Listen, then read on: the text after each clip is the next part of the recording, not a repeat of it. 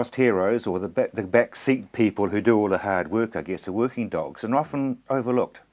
Often overlooked, although I'm happy to say that in the last 5 years I've seen a very, very steady improvement in their lot, and it was a little bit sad, I must say, even as early as 5 years ago, to say that, you know, I still struggled with some basic issues in regard to working dog health, especially talking about parasite control and nutrition, and I kind of felt a little bit sad that in this day and age that was still a concern.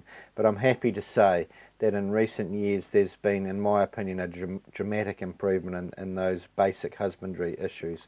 I mean, nutrition is obviously very important, and people just throw a bone at them or throw some biscuits at them and walk away. Absolutely, I think, and I think my biggest issue was I feel that a lot of these dogs were run a little bit lighter than what they should have been. And if I have to say, to look at the about turn, these days I'm worried about the other side of the They've corner. got obese. Yeah, they've got a little bit bigger than I'd like to see, as far as a working animal goes. But certainly, you know, I think on the whole, much better. And I think there's been a big move towards more balanced nutritional management. So actually more commercially driven feeding, which I think has been a really good thing.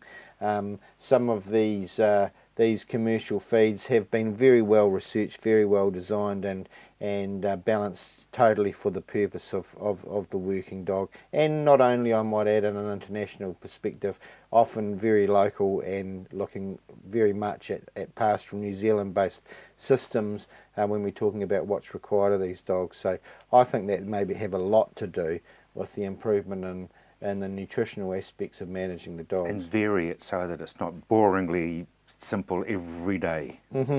Definitely. I think if we're talking about any home-based meals, it's also important to remind people perhaps that parasite control is important, and there is an obligation involved that if we're feeding offal or meat-based product, that we look at deactivating any potential tapeworm cysts, including hydatids. I know we haven't seen a case for many years, but it's very important to maintain vigilance when it comes to keeping New Zealand free of this terrible disease that's worldwide has killed lots of children, lots of people.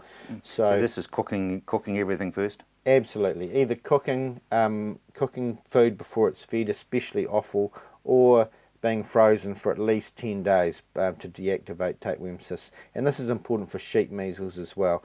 That will deactivate the cyst in the meat, and so it will stop the passage of the tapeworm through the dog, and that's really the hallmark of controlling sheep measles and false hydatids as well. Because we used to have dog dosing strips. There was a song about the one at Dunsandel. Absolutely. I know that song too. I won't sing it just now. No, I'm glad about that, Nick.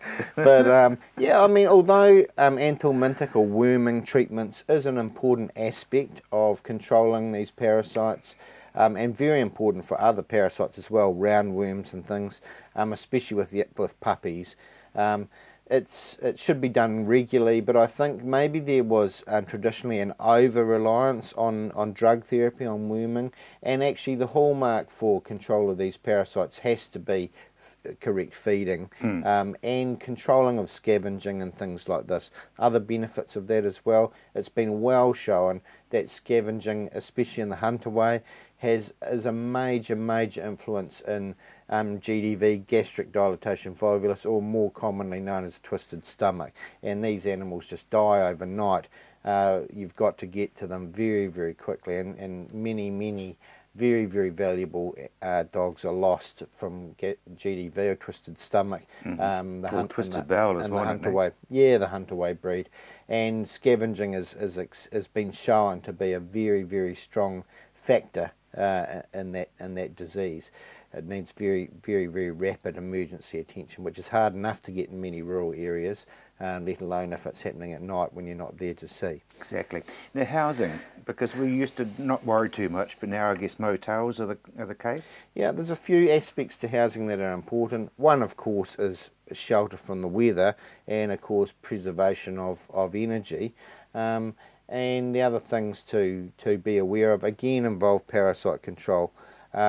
Hookworm in particular, blood-sucking parasite, and the larvae can penetrate the foot pads and the skin and the feet, and so elevating the dog from potentially fecal contaminated environment, very, very important in preventing hookworm infection, although I think with decent hygiene and a good worming management strategy, hopefully that's not as much of a problem anyway. Fleas as well, obviously environmental contamination of with flea larvae and pupae, very, very important, and the eggs as well.